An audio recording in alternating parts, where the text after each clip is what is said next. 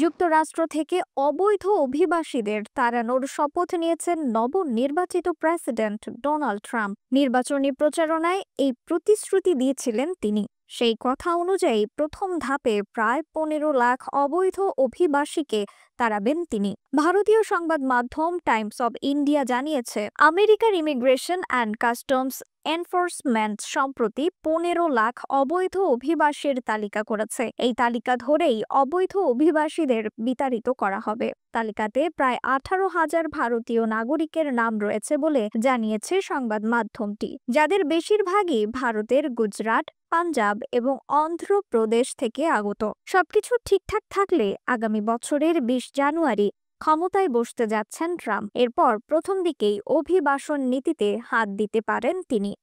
আর এর মধ্যেই তালিকায় থাকা 15 লাখ অবৈধ অভিবাসীকে নিজ দেশে ফেরত পাঠানো হবে। নিউজ ডেস্ক, রিফাত আরা ইসলাম, ভোরের আকাশ।